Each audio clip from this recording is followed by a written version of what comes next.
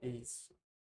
Boa noite a todos, sejam muito bem-vindos à nossa Escola da Fé, né? O pessoal ligado aqui também no online, tá? Estamos gravando hoje, então, o 25º encontro da nossa Escola da Fé, que voltamos presencial também, depois dos dias de festejo, depois das nossas últimas atividades, voltamos para o nosso presencial, tá?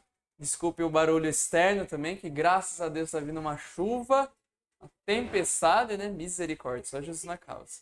É que ele segura o nosso andaime também que está ali fora, né? E tudo mais. Maravilha. Mas que bom estarmos aqui reunidos também e vamos participar do nosso 25º encontro, falando hoje sobre os 10 mandamentos. Iniciemos, como de costume, com a nossa oração inicial. Em nome do Pai, do Filho e do Espírito Santo. Amém. Ave Maria, cheia de graça, o Senhor é convosco. Bendita sois vós entre as mulheres, e bendito é o fruto do vosso ventre, Jesus. Santa Maria, Mãe de Deus, rogai por nós, pecadores, agora e na hora de nossa morte. Amém. Lembrando, então, só uma reflexão. Um jovem dirigiu a Jesus esta pergunta: Mestre, que devo fazer de bom para ter a vida eterna? Jesus lhe respondeu: Se queres entrar na vida, observa os mandamentos. Acrescentando logo em seguida: Vem e segue. Glória ao Pai, ao Filho e ao Espírito Santo, como era no princípio, agora e sempre. Amém. Em nome do Pai, do Filho e do Espírito Santo. Amém. Muito bem, gente. Então, iniciando com esta reflexão, né, Jesus mesmo, então, no Evangelho, nos convida a olhar para os mandamentos, para observar os mandamentos. Ou seja, o seguimento de Jesus implica a observância dos 10 mandamentos. Isto é, Jesus, então, não aboliu a lei.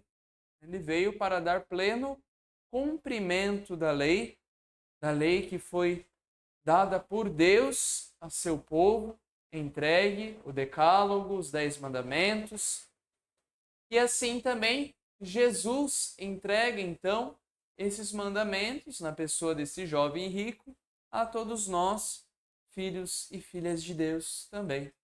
Então Jesus entrega os mandamentos mostrando que para seguir Jesus é preciso também observar os mandamentos da lei de Deus, mostrando que ele não veio para abolir a lei, mas para dar pleno cumprimento da lei.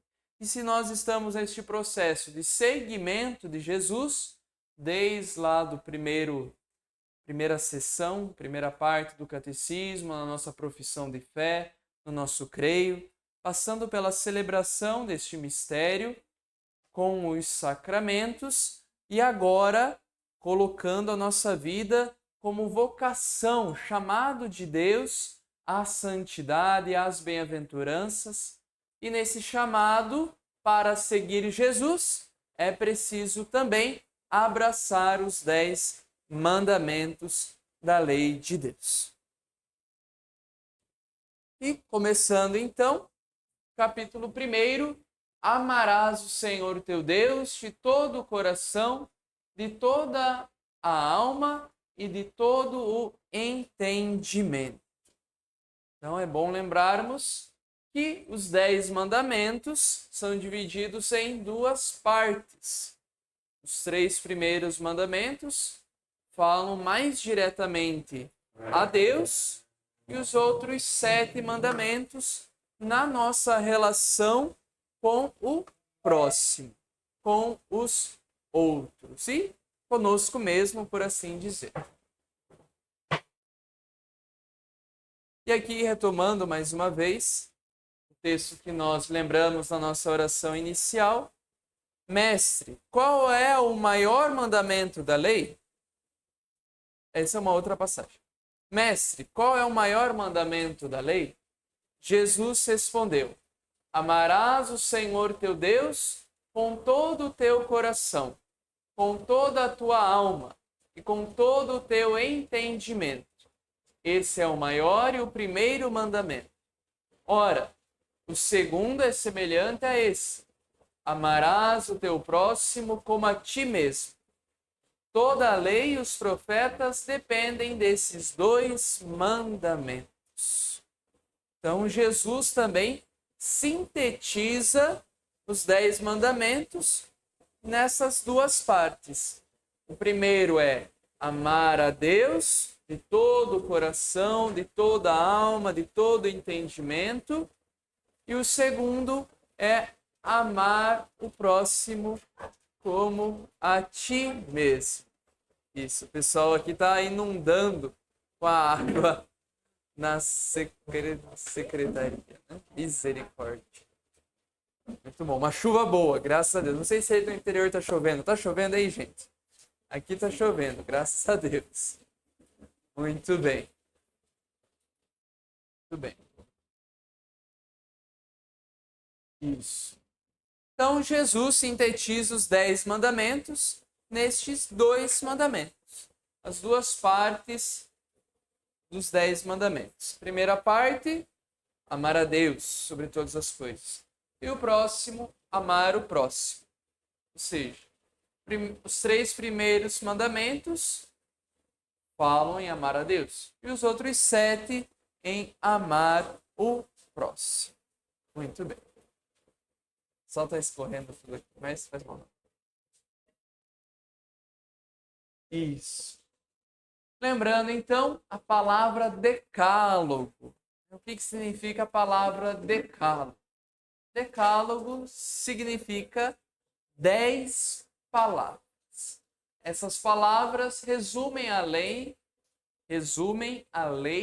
dada por Deus ao povo de Israel. Ao apresentar os mandamentos do amor de Deus, os 3 primeiros, e do próximo, os outros 7, traça para o povo eleito, e cada um de nós em particular, o caminho de uma vida livre da escravidão do pecado. Assim, ao observar os mandamentos, o povo exprime a própria pertença a Deus e responde com gratidão à iniciativa de amor dele. Então, é importante termos essa noção geral dos 10 mandamentos. Então, o decálogo, os 10 mandamentos, é uma aliança de Deus com o seu povo. Uma aliança feita mediante uma libertação. Então, o povo foi liberto da escravidão. E assim como também hoje somos libertos do pecado. Então, Deus nos liberta da escravidão, do pecado, assim como libertou o povo no Egito. E assim, Deus, que com a sua liberdade, com o seu amor infinito, quis libertar o povo, quis fazer uma aliança com este povo, também pede do seu povo uma resposta com gratidão, uma resposta de gratidão a essa iniciativa de Deus. Então, o decálogo, antes de pensarmos numa lei pesada, severa, numa lei que nos oprime, que nos obriga a fazer isso, a fazer aquilo, a não fazer isso, a não fazer aquilo, é preciso lembrarmos de onde que a lei está situada. A lei está situada, então, neste contexto de amor de Deus, que vem ao encontro do seu povo, que liberta o povo, que o salva da escravidão, que o salva também hoje da escravidão do pecado, e assim ele, para que se cumprisse este caminho de amor, de bondade, de cumprimento na presença de Deus, para que o povo então permanecesse na presença de Deus, e permanecer na presença de Deus significa permanecer no amor, também o povo seguisse estes mandamentos, estas 10 palavras que resume tudo aquilo que Deus espera de cada um de nós. Que para sermos felizes, para alcançarmos o amor, também é preciso passar por estes mandamentos, passar por este cumprimento da lei, e como eu disse, não é para castigar o povo, mas antes para garantir ao povo uma liberdade, uma vida em Deus, no amor. E é por isso que o catecismo mesmo apresenta que as 10 palavras, os 10 mandamentos, são pronunciadas por Deus no decurso de uma teofania, ou seja, que Deus aparece sobre a montanha, no meio do fogo, o Senhor vos falou face a face.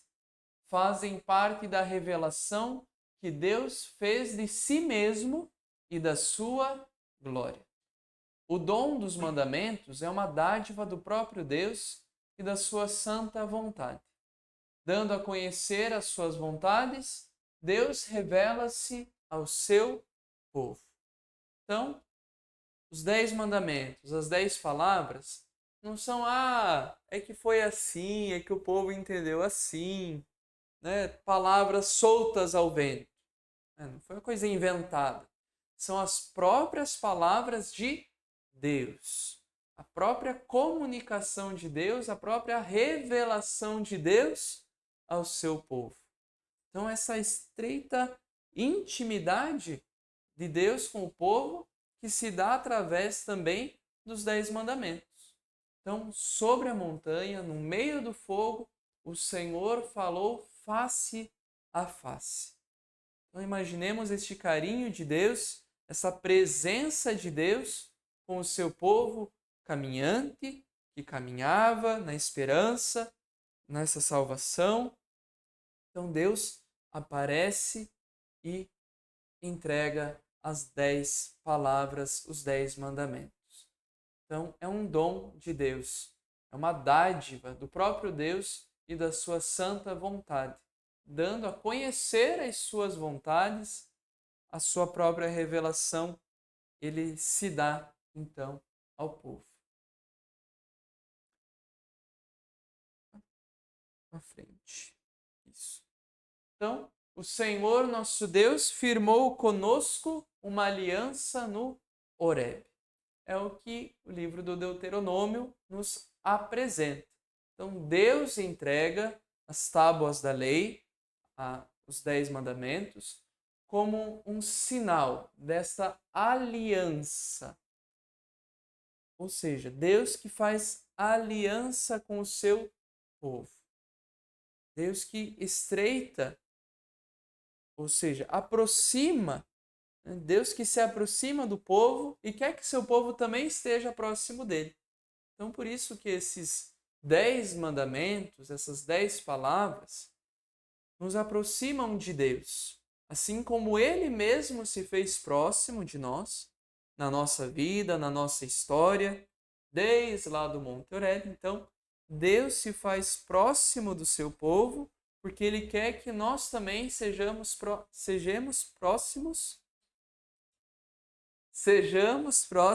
dele. Então, Deus quer que sejamos próximos dele. Então, um amor que nos liberta. Um amor que nos liberta.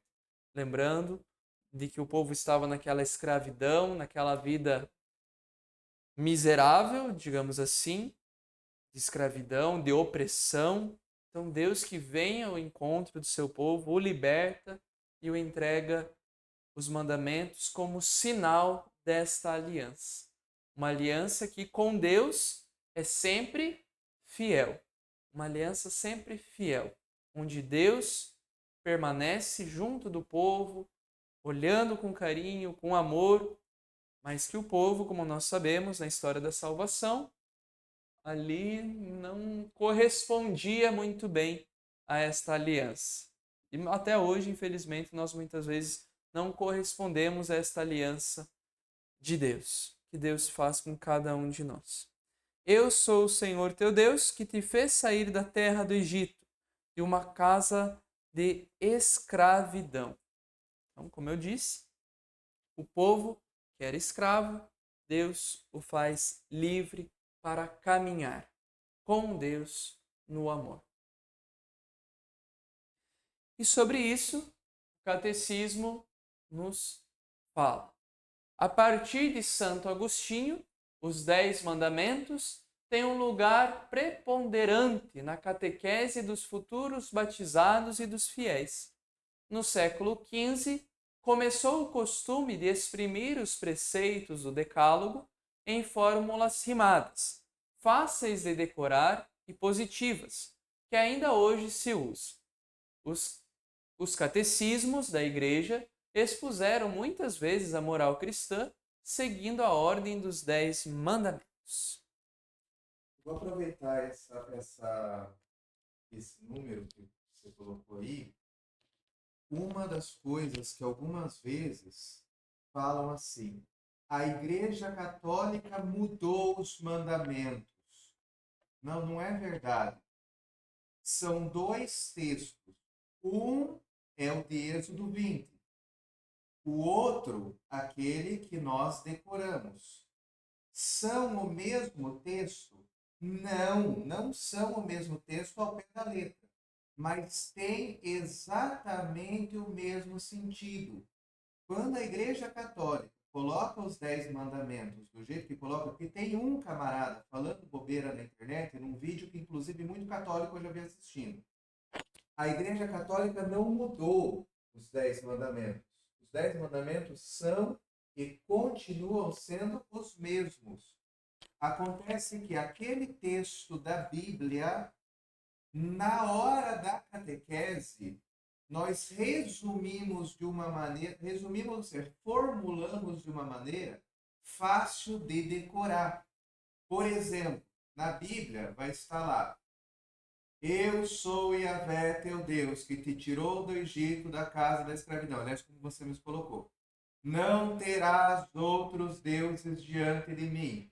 Não farás imagem ou qualquer forma de semelhança de qualquer coisa que esteja em cima no céu, ou embaixo na terra, ou abaixo da terra. Não te prostrarás diante deles e não os prestarás culto. A igreja viu essa frase, que é muito comprida, e não é para mudar o sentido, não mudou o sentido. Mas o próprio Jesus resumiu isso aí como amar a Deus sobre todas as coisas. É muita pachorra de alguém chegar e falar que a Igreja Católica mudou. Porque Jesus mesmo, na hora de apresentar esse mandamento, ele usou a outra versão que está em Deuteronômio, que é: amarás o Senhor teu Deus com todo o teu coração, com toda a tua alma, com todas as tuas forças e com toda a tua inteligência. Então, o próprio Jesus, quando falou desse mandamento, usou não a versão do Êxodo, usou a versão do Deuteronômio, que é amar a Deus sobre todas as coisas. Então é muito engraçado que quando Jesus interpreta a Bíblia desse jeito e a Igreja Católica continua a interpretação que Jesus fez, aí chega e fala: a Igreja Católica mudou. Vocês não mudou. Acontece que, para ficar fácil de decorar, a Igreja Católica apresentou os mesmos mandamentos, mas com palavras abreviadas, para ser fácil de decorar. Só isso. Mas a Igreja Católica nunca mudou a Bíblia. Todo católico que queira ver a Bíblia, vê lá Êxodo capítulo 20 e vai ver exatamente o que está escrito lá, que não mudou. Além, então, é uma outra coisa que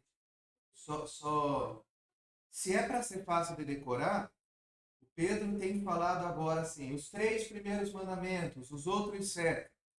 E eu gostaria de provocar os que estão aqui e os que estão em casa, para provocação. Quem lembra quais são os 3 primeiros mandamentos? E quem lembra quais são os outros 7?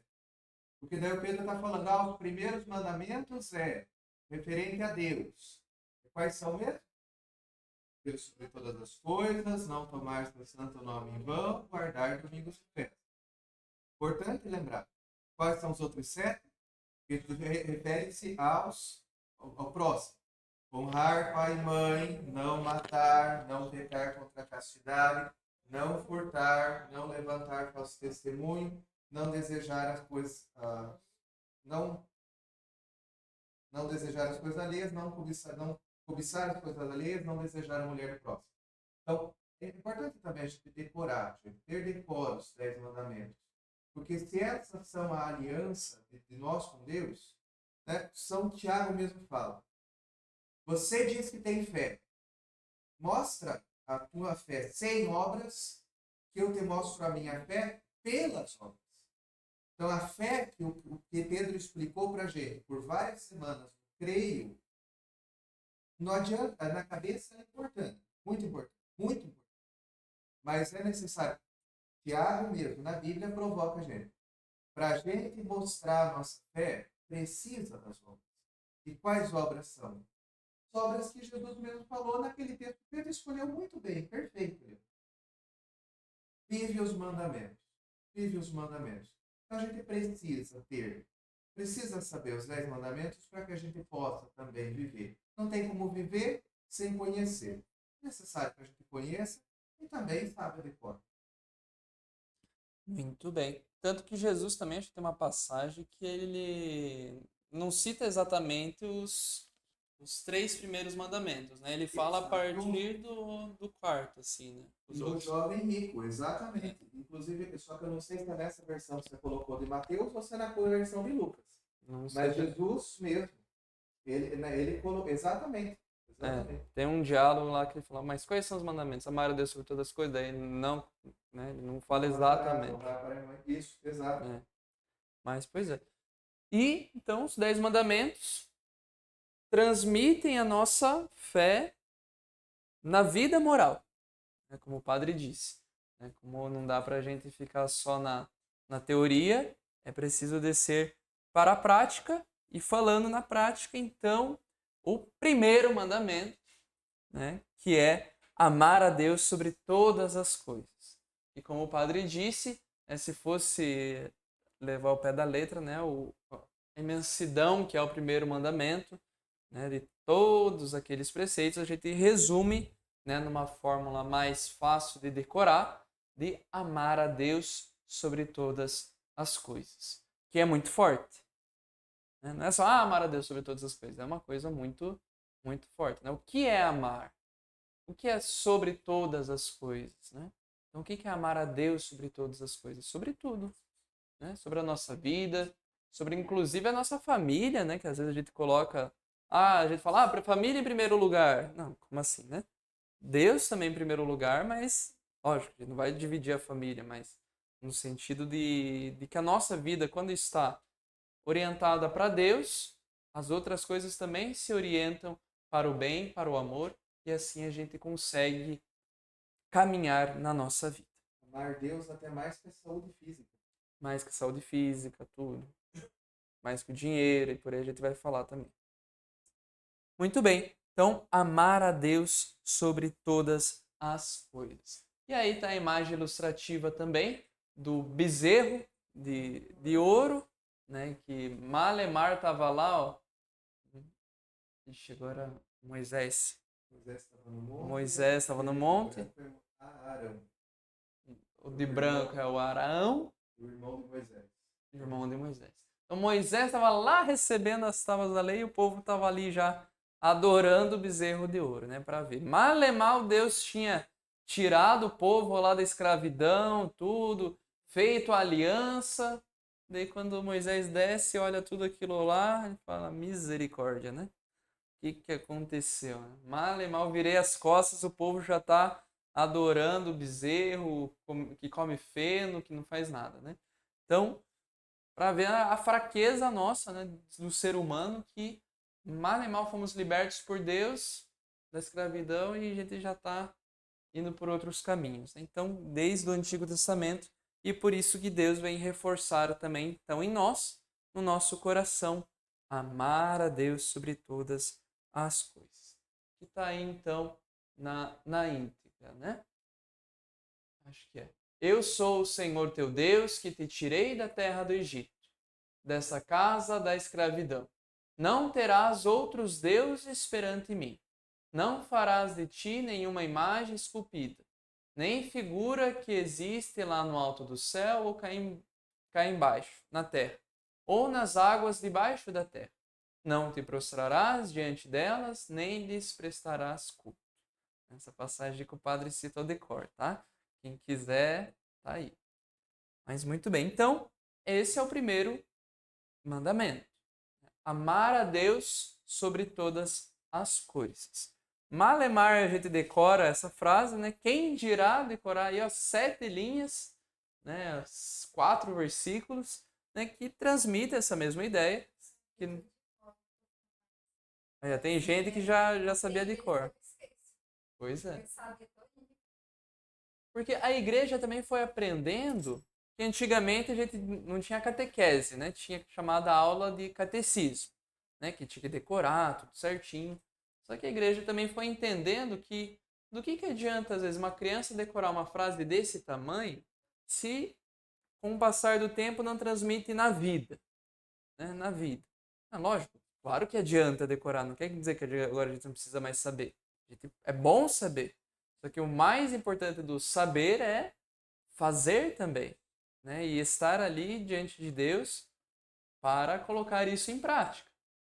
Então, amar a Deus sobre todas as coisas, acho que já é um bom norte para nós vivermos tudo isso. Que, como o padre bem disse, a igreja não mudou, é o mesmo sentido, é o mesmo significado, de uma maneira um pouco mais didática, né, para o conhecimento. E interpretada no Novo Testamento. O Jesus mesmo interpretou, porque essa frase negativa, a negativa por quê? Não, não e não. Por isso que eu estou falando negativa, porque tem a palavra não. A frase negativa, Jesus escolheu usar a versão de Deuteronômio positiva, porque é um projeto de vida. Então, não é que essa aqui não seja importante. Pelo contrário, a gente não se esqueça que quem preservou a Bíblia foi a Igreja Católica. Aí ficam acusando que a Igreja Católica mudou. Não, não mudou nada. Se tivesse mudado, não tinha Bíblia. Então, Jesus escolheu essa forma positiva, porque quando Jesus mostrou a plenitude da lei, que não se esqueçam, a plenitude da lei é Jesus no Novo Testamento, nas bem-aventuranças. E essa primeiro mandamento, Jesus interpretou ele como bem-aventurados os pobres. Sim. Por quê? Porque não tem ídolos no seu coração. Então, a frase positiva, amar a Deus sobre todas as coisas, ela traz de maneira mais resumida a mensagem que Jesus, no Novo Testamento, tirou desse mandamento do Antigo Testamento. Que a gente não pode esquecer que a Bíblia tem que ser lida no todo. Isso. Também esse precisa ler essa frase como Jesus leu, que é amar a Deus com todo o coração. Senão a gente pega um versículo isolado e também não dá certo. Tanto que no encontro passado da Escola da Fé, o próprio catecismo começa assim, nós também começamos, que a introdução, digamos assim, dos 10 mandamentos são as bem-aventuranças. Então, a novidade realmente do Novo Testamento que está em Jesus, evidente, que coloca esta luz para nós. Então, das bem-aventuranças e de uma questão mais feliz, né, mais positiva, como o padre bem disse. Então, aí é até interessante, né, observar, né, que aqui a gente fala não, não, não, e Jesus fala bem-aventurados, ou seja, felizes. Né? Então, já muda, né? E por isso também que a igreja convida a vivermos as virtudes teologais que fundamentam, animam, caracterizam o agir moral do cristão, como nós já falamos no encontro passado, da fé, a esperança e a caridade. Ou seja, como que a gente vive o amor a Deus? Pela fé, pela esperança e pela caridade. Então, pela fé que nós temos, pela esperança e pelo amor para com Deus, para com o próximo. Então, como é que a gente vive este mandamento? Justamente na fé, na esperança e na caridade.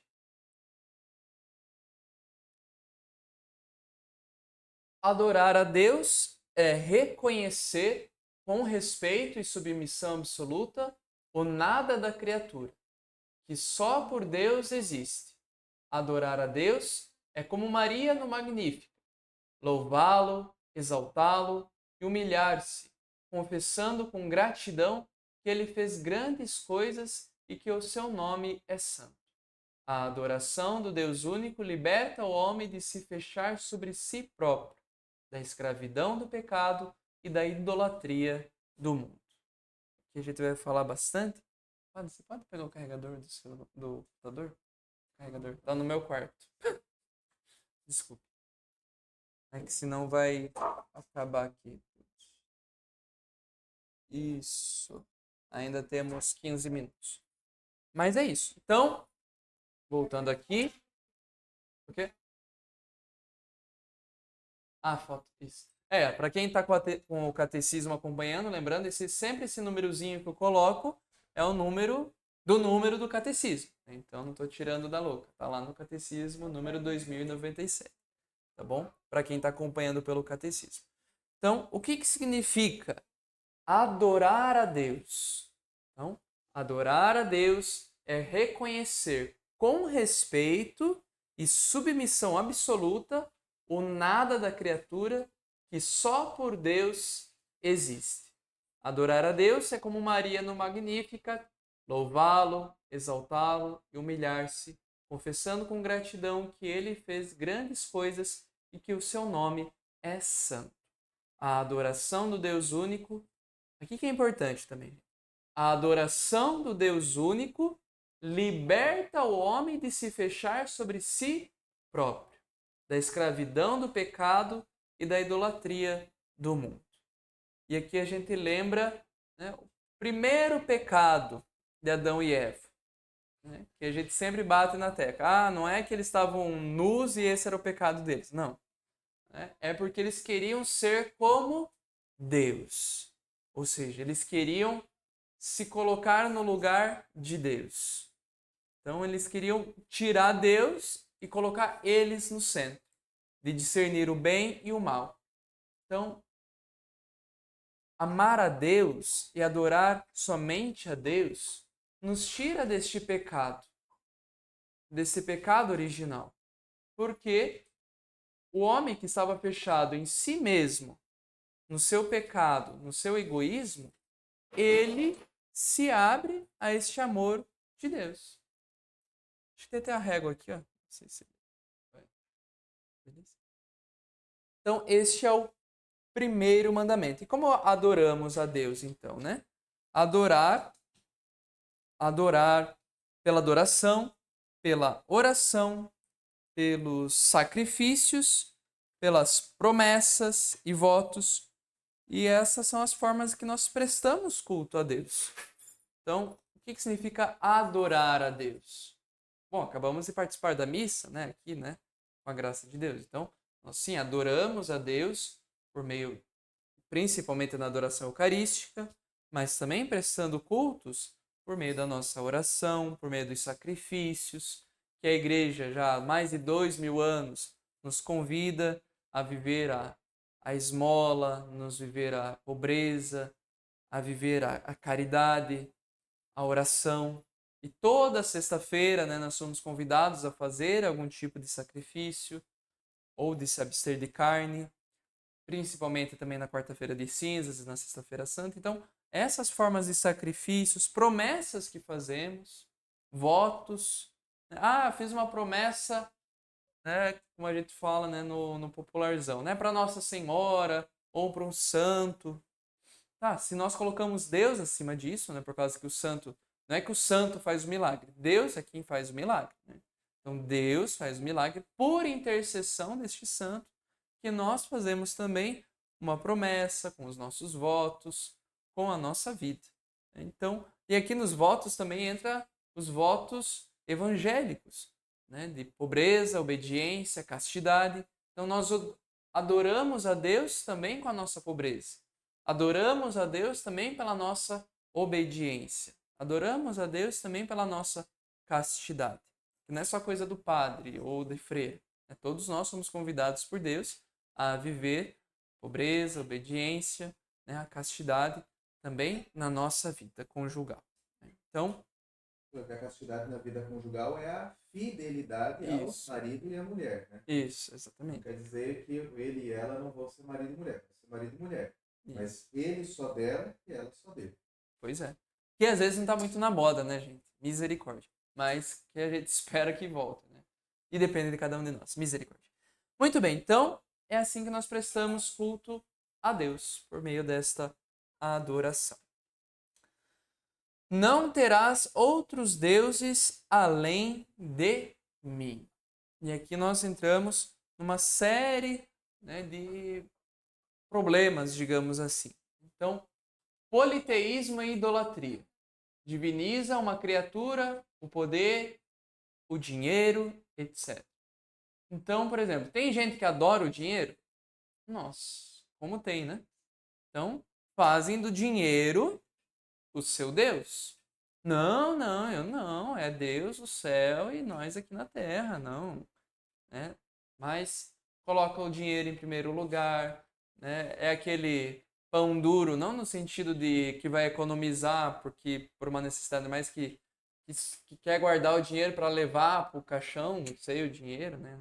Cada um é cada um, mas também existe essa divinização do dinheiro de que a pessoa vai se prendendo naquilo que não vive, que não, né, não doa, não se doa também, né? Então, também tem essa questão. Não é só divinizar o dinheiro de só aquelas pessoas que são ricas e que esbanjam o dinheiro, mas também daquelas pessoas que, nossa, que vê R$ 2 que guarda assim como se fosse, né? Lógico, se é uma necessidade financeira, é cada situação, né? Lógico. Mas nesse sentido de divinizar alguma outra coisa, como o dinheiro. Hoje em dia, o que a gente diviniza muito? O celular, as redes sociais. Tem gente que. Né, tem gente, eu mesmo, né? A gente tá sem o celular, a gente já se pergunta, ai meu Deus, cadê eu? Né, cadê eu? Ah, não, tá aqui o celular, ufa, né? Então, realmente, a gente esquece o celular em casa, sai sem o celular e fala, nossa, esqueci o celular em casa, né? Então, realmente, às vezes a gente tá tão preso e fixo numa coisa que a gente corre o risco de idolatrar o celular. Quem não adora Deus vai adorar outra coisa. Exato. Alguns adoram a própria imagem, outros adoram os prazeres baratos, outros adoram o álcool, outros adoram a sua própria teimosia, e todo falso Deus cobra sacrifício humano. Sim, Todo falso Deus cobra sacrifício humano. Isso prejudica a família, prejudica tudo. Por quê? Porque são idolatrias. sim. E um sacrifício humano que é bem fácil da gente ver, que se deve a essa idolatria que nós fazemos em outras coisas, é o próprio celular.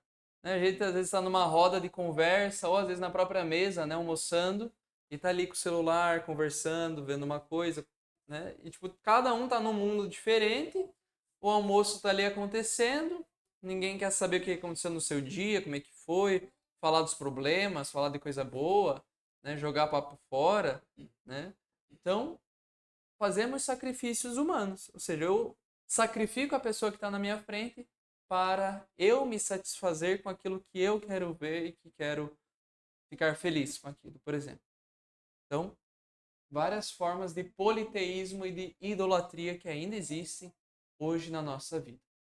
Superstição é um desvio do culto devido ao verdadeiro Deus e se exprime também nas várias formas de adivinhação, magia, feitiçaria, espiritismo, Amuletos, amuleto, horóscopo. horóscopo. Inclusive, aí não é que a Igreja Católica adora a imagem. Não adora a imagem. Mas quando a gente coloca o Santo Antônio de ponta cabeça, porque aquilo ali é uma simpatia e um amuleto, daí sim, isso é superstição. Então, pode acontecer de ter superstição com objetos sagrados, ou porque vai. Então, formas supersticiosas de usar imagens podem sim ser pecado contra o primeiro mandamento. Não o uso. mas aquela forma de achar que aquele objeto, seja a ferradura, seja uma imagem, Pé de coelho. seja o pé de coelho, seja até mesmo uma Bíblia. Quando eu coloco a Bíblia no para-choque do carro, porque acho que aquilo vai Me me proteger. proteger, como? Isso é um uso supersticioso da própria Bíblia. Tudo bem, pode ter a Bíblia no para-choque do carro, não é problema. O problema é que quando a gente começa a fazer isso, uma superstição, atribuindo ao objeto um poder que o objeto não tem, aí é idolatria. Atribuir a uma imagem um poder que a imagem não tem, sim. Acontece que a Igreja Católica não atribui poder à imagem. Não atribui. Mas até mesmo uma Bíblia. Se eu atribuo a uma Bíblia um poder que o objeto em si não tem, a palavra de Deus contida na Bíblia tem. Mas o objeto, aquele objeto lá, se eu começo a usar a Bíblia como amuleto, isso também, também é. Então, o problema é a superstição, não o uso, sobretudo o uso litúrgico, que nunca foi ligado à adoração. O uso litúrgico de imagens nunca foi ligado à adoração. Sim. Até falando um caso da casa dos meus pais, lá a gente tem até uns pezinhos assim de espada de São Jorge, assim, né? No cantinho, assim, né? Lógico, a gente não fala, não, a gente tem que ter espada de São Jorge em casa para espantar o mal-olhado, né? Deus o livre, não, não é isso, né, gente? Então, é uma planta normal. Mas muitas pessoas, como o padre disse, realmente fazem daquilo uma superstição, né?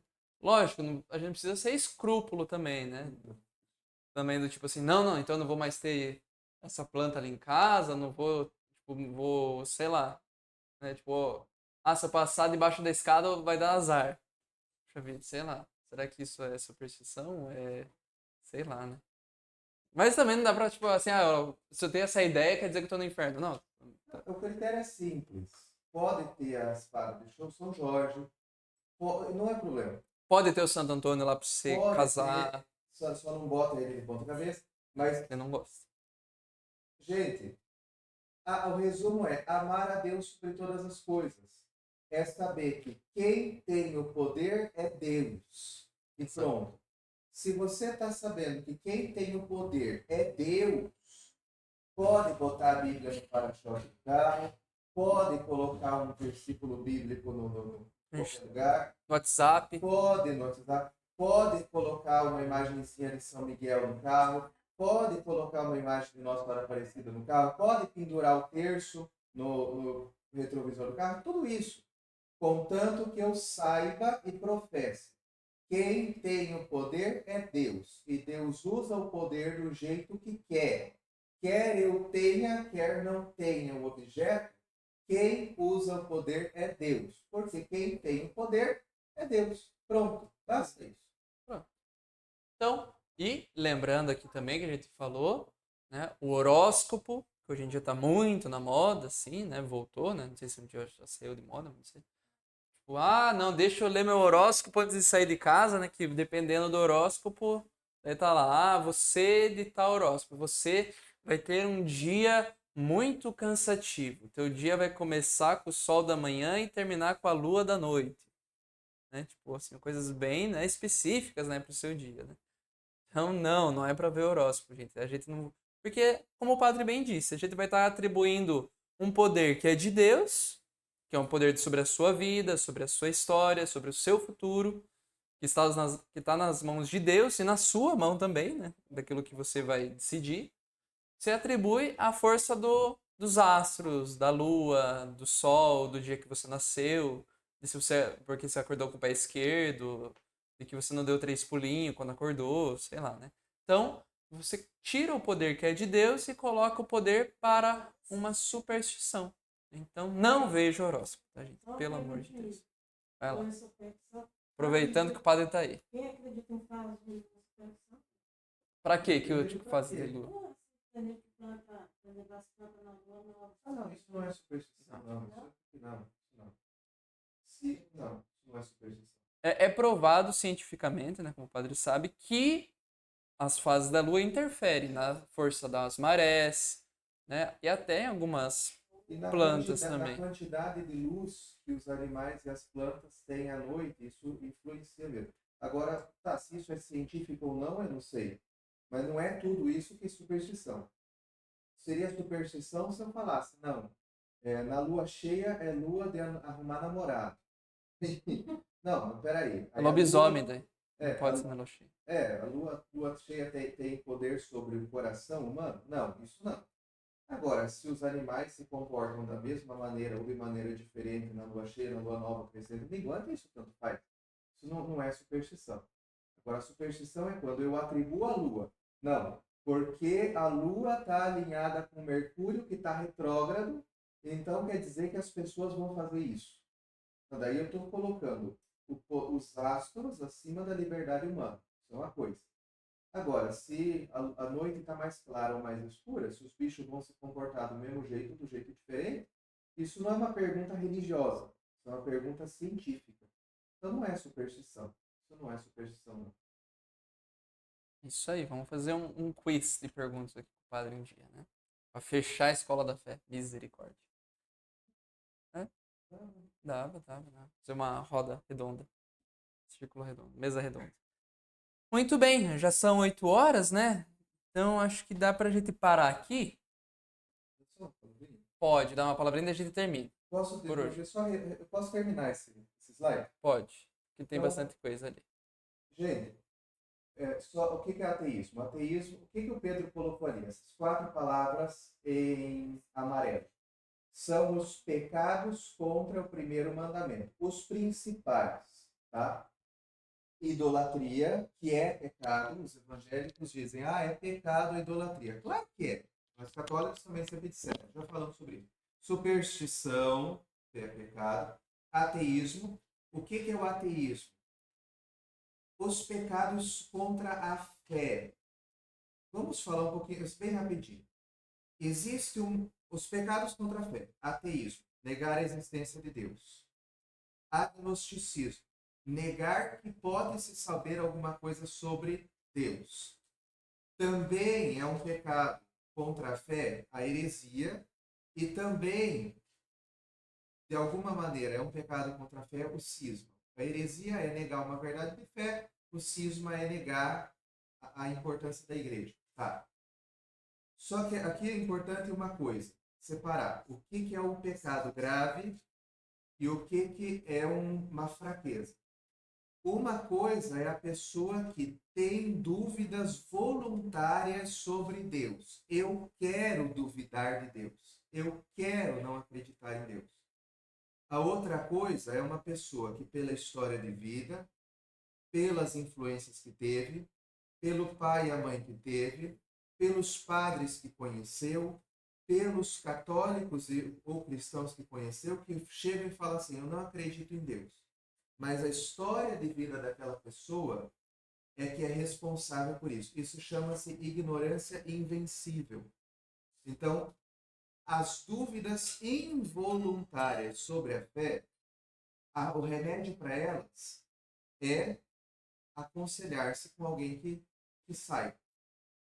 O pecado grave contra o primeiro mandamento, que é amar a Deus sobre todas as coisas, é a dúvida voluntária sobre a fé. Ou seja, eu duvido porque quero duvidar. Eu sou aquele camarada que não leu nem 3 livros na Bíblia e acha que sabe mais que todo mundo e que Deus é para os bobos. Isso é uma coisa. Sacrilégio. Profanar ou tratar indignamente os sacramentos ou as outras ações litúrgicas. Por exemplo, desdenhar do Santíssimo Sacramento, da hóstia consagrada, tudo mais. Aqui também existe o pecado grave. Qual que é o pecado grave? Jogar a Eucaristia no chão. Caiu no chão por acidente. Não precisa ter tanto escrúpulo. Se for por acidente, não por desleixo. Caiu no chão por acidente, se tiver dúvida do que fazer, chama o padre, o ministro. Tá bom. Você não quis derrubar. Uma coisa é jogar no chão, outra coisa é, puxa vida, aconteceu um acidente que eu estava tremendo, caiu, pronto, tá bom. O sacrilégio, você precisa querer fazer o mal, certo? Então é você profanar as coisas de Deus. Há que se tomar cuidado também, nesse sentido, até mesmo cuidado nas ações litúrgicas. Daí não é como pecado grave, pecado mortal, mas até mesmo o nosso carinho de estar na missa de verdade. E quantas vezes a gente está na missa e daí chega alguém lá e a gente vai cumprimentar a pessoa que acabou de chegar e não está nem aí mais que não é porque o padre está falando para vocês. O padre está falando com Deus em nome de vocês. Então, aí a gente distrair da missa, não é que é um pecado mortal, não é isso. Não é isso. Mas é também um cuidado de ter. E a simonia, a compra e a venda das realidades espirituais. De minha parte, seria a venda. Mas também, eu não vou permitir isso. Mas tem gente que vem querer comprar casamento dizendo que vai pagar bem. Ou então perguntar, padre, se não te pago, mas você vai fazer o batizado do fulano? E fulano fez catequese? Não, mas eu pago. Então, isso é simonia. Não pode. Né? Ou seja, querer comprar o direito de burlar aquilo que a igreja coloca, que nem é tanta coisa assim. É só o básico. Né? Então, além disso, só vou falar aqui bem rapidinho sobre a questão das imagens. Tem mais. Então você terminou o slide. Isso. No Antigo Testamento, esse mandamento proíbe representar Deus absolutamente transcendente. Olha, gente, se vocês quiserem entender isso, leiam o livro de Jó. Leiam o livro de Jó. O livro de Jó é: nada menor do que Deus é Deus. Nem a saúde física, nem os bens, nem o bem-estar, nem a própria carne. O livro de Jó é a história de alguém que aprende que só Deus é Deus e apenas Deus e basta. Tira-me tudo e fico apenas com Deus. Isso quer dizer que Deus é absolutamente transcendente. Então, se vocês quiserem entender o que é Deus absolutamente transcendente, leiam o livro de Jó. E de Jó vê Deus no meio de uma tempestade, quando tudo mais lhe é tirado. Mas isso que daí o Pedro coloca ali, está no catecismo. Pedro sabe escolher particularmente bem os números do catecismo, tá? No compêndio. A partir da encarnação do Filho de Deus, o culto cristão das sagradas imagens é justificado. Por quê? Porque Deus se fez homem e se fez visível. Gente, no Antigo Testamento era proibido representar Deus, mas o Novo Testamento diz com todas as letras: ele é a imagem visível do Deus invisível. O Novo Testamento usa essa palavra. Jesus é a imagem visível do Deus invisível. Então, quando nós representamos Jesus, nós não estamos fazendo absolutamente nada além de dizer que o Verbo se fez carne. E carne a gente vê. Carne a gente vê. Por isso que católico não adora a imagem, mas usa a imagem para lembrar de quem está nele representado. Seja Jesus Cristo, seja Maria, sejam os anjos. Aliás, imagem de anjo também é simplesmente uma representação. Porque anjo não tem imagem. Anjo é espiritual. Católico adora a imagem? A resposta é não. Não. Vocês têm mais alguma slide? Olha só. Essa falou no almoço. Olha no Antigo Testamento.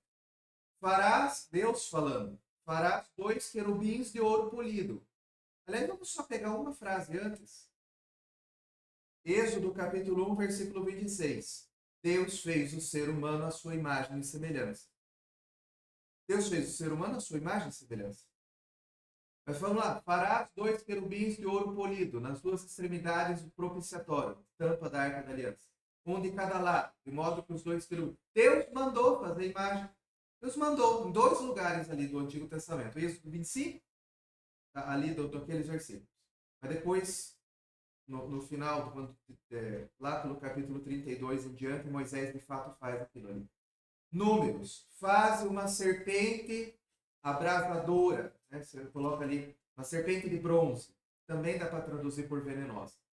Faz uma serpente de bronze, coloca sobre uma haste. Quem for mordido e olhar para ela vai ficar com vida. Moisés fez a serpente de bronze e colocou no poste. No Ezequiel, eu ainda vou pegar antes. Segundo livro de Reis. Lá no Êxodo, que está lá em cima, Deus mandou. No segundo livro de Reis, Salomão resolveu colocar sem ninguém mandar. E Salomão não é Deus, nem podia passar por cima da lei de Deus. Então, se a lei de Deus tivesse proibido, Salomão, o homem mais sábio da Sagrada Escritura, ia por acaso ter errado na interpretação da Sagrada Escritura? Não ia. Então, pronto, a Bíblia não proíbe. Salomão não só coloca mais 2 querubins, como ainda por cima coloca 4 bois para segurar a bacia que o sacerdote lava as mãos lá. E além disso, coloca palmeiras e outras romãs e outras imagens também. Dentro e fora do templo, em volta das paredes internas, tudo estava coberto de figuras de querubins e palmeiras. Ezequiel, ali é uma profecia, falando do templo futuro. Vocês têm mais alguma? Não, dessa Não tem problema. Gente, desculpa, eu vou falar todo porque tem muita confusão. Muita confusão. Então, primeira coisa, católico não adora imagem. Vamos separar o problema aqui em várias partes. Primeiro, é proibido ter ou fazer imagens? Não. É proibido adorar imagens? É, claro que é. A Igreja Católica não faz, porque sabe que a imagem é só uma representação. Terceiro, outros falam a gente assim, porque proíbe imagem de escultura. E daí corta de propósito o versículo no meio e tira aquela outra parte que fala assim, ou qualquer outra semelhança. Os judeus interpretaram esse versículo por mais de 1500 anos como sendo também figuras desenhadas. E aí eu pergunto para aqueles que falam que a Igreja Católica adora imagem. Se não pode a imagem esculpida, por que tiram fora a imagem desenhada e colocam o rosto de Jesus para cima e para baixo? E se a Bíblia é para ser lida ao pé da letra, como alguns dizem, então a Bíblia proíbe de ter a foto do neto no celular. Porque, afinal de contas, está escrito, não farás para ti semelhança de coisa alguma na terra. Então, pronto. Se for para ler a Bíblia ao pé da letra, para então de tirar foto. É proibido. Aliás, de fato, os judeus interpretavam. Não se permitiam retratar. Vários grupos judeus, não sei se foram todos. Estou pensando agora especificamente num grupo chamado Ashkenaz.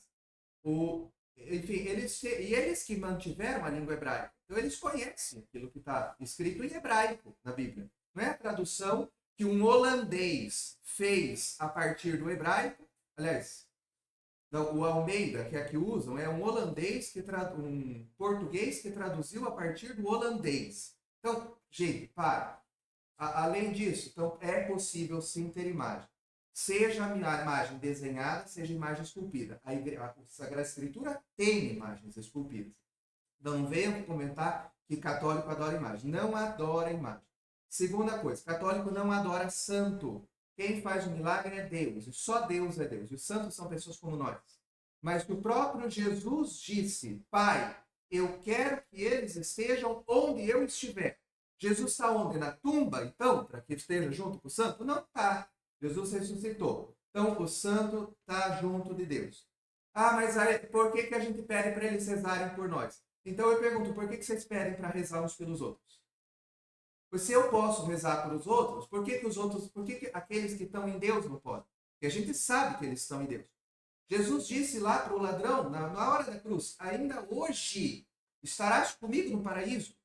No segundo livro de Macabeus, o profeta Jeremias aparece para Judas Macabeu orando. E Jeremias já tinha morrido. Além do mais, no próprio Novo Testamento, no Evangelho, Moisés e Elias aparecem para Jesus. Então, aqueles que partem estão em Deus e podem falar com Deus.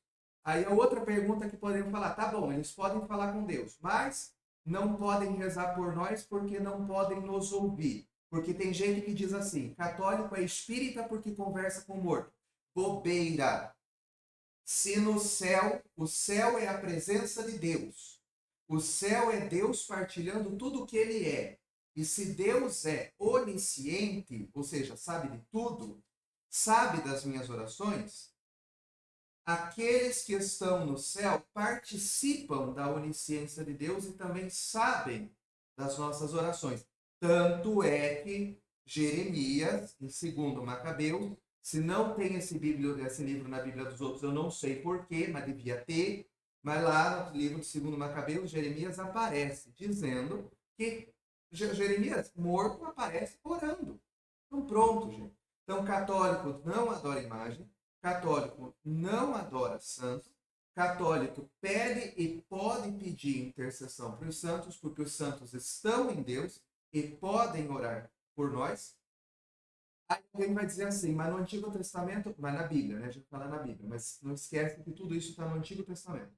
No Antigo Testamento está escrito, os mortos não podem mais nada. Sim, claro que está escrito isso, porque no Antigo Testamento a compreensão do mistério não estava completa. A compreensão do mistério vem com Jesus. Tirar Jesus do Antigo Testamento é fazer bobeira teológica. Então não pode. A Igreja Católica nunca fez isso, leu a Bíblia como um todo. Então os católicos pedem a intercessão para os santos e podem pedir a intercessão para os santos.